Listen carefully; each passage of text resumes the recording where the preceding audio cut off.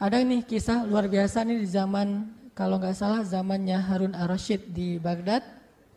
Ada seorang laki-laki yang rajin sholat, orang soleh.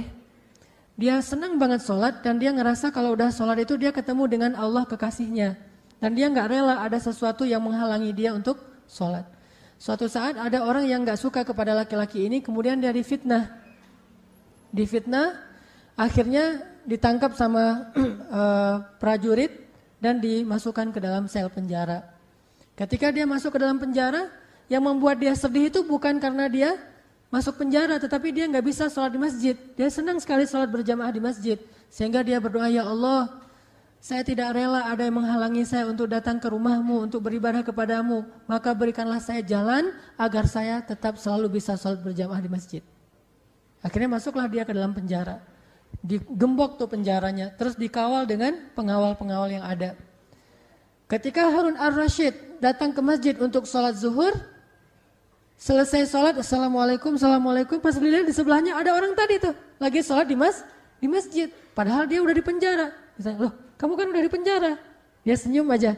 Akhirnya Harun ar-Rasyid tanya pengawalnya, kenapa orang ini? Orang ini udah hilang, pas dicari di penjara ternyata dia ada di dalam penjara. Tapi gimana cara dia sholat? Besoknya lagi diperhatikan lagi sama Harun ar-Rasyid. Pas Harun ar-Rasyid sholat di masjid, asar, ternyata orang itu sholat juga di masjid. Pas maghrib orang itu sholat lagi di masjid. Akhirnya ditangkaplah dia di masjid. Dilihat di penjara kosong, akhirnya ditangkaplah di masjid. Gimana cara kamu keluar dari penjara kok kamu bisa sholat di masjid? Allah yang mengeluarkan saya, kata dia. Padahal penjaranya digembok, terus ada pengawalnya nggak pernah ngelihat, tetapi dia bisa sholat berjamaah di masjid. Akhirnya Harun ar-Rasyid ingin membuktikan sendiri. Kali ini Harun ar-Rasyid sendiri yang mengawal, yang akan menjaga pintu gerbang penjara itu, sehingga tidak ada yang bisa keluar dari penjara kecuali Harun ar-Rasyid akan melihatnya. Dimasukkan lagi dia dalam sel. Harun ar-Rasyid di pintu jagain. Kemudian pas waktunya salat, Harun ar-Rasyid ngelihat ke dalam, loh kok udah sepi, selnya nggak ada orang lagi, udah nggak ada lagi dia, padahal nggak ada yang keluar. Dicari ke masjid, ternyata orangnya lagi salat di masjid. Ini luar biasa nih, dan ini bukan kejadian fiksi ya, ini benar-benar terjadi di zaman Harun ar-Rasyid. Orang itu bisa keluar sendiri dan sholat di masjid berjamaah. Sehingga Harun ar-Rasyid akhirnya memutuskan kalau gitu caranya dia jangan dipenjara, jangan dimasukkan ke dalam sel, tapi diasingkan aja ke negeri yang jauh. Akhirnya dia dibawalah oleh beberapa prajurit, diasingkan ke tengah padang pasir. Yang gak mungkin dia akan pulang karena dia gak punya kendaraan, kecuali ada yang membawa dia pulang, gak mungkin, dan gak ada yang tahu tempat itu. Diasingkanlah ke sebuah tempat yang terasing, gak dikasih apa-apa kecuali makanan saja. Pengawal ini pulang. Ketika pengawal ini pulang pakai kuda yang paling cepat, sampai di gerbang kota Baghdad, pengawal ini udah ditunggu sama dia nih.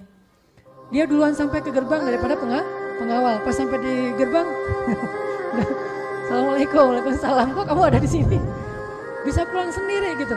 Ditangkap lagi, dibawa lagi. Akhirnya pengawalnya pulang. Pas pengawalnya pulang dilihat di gerbang udah gak ada dia. Ternyata Allahu Akbar, ada di masjid. Lagi sholat di masjid. Ini luar biasa nih, kayak malaikat aja nih bisa pindah-pindah.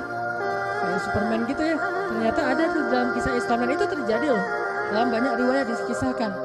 Akhirnya ditanya oleh Harun ar-Rasyid di sidang ulang nih, kenapa kamu bisa seperti ini? Apa yang terjadi?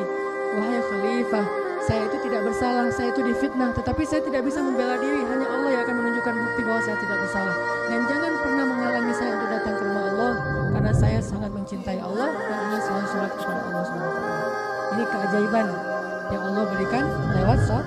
Jadi benar, wasta'inu bis sabri was shalah. Ya ayyuhalladzina amanu ista'inu bis sabri was shalah, innallaha ma'as sabirin.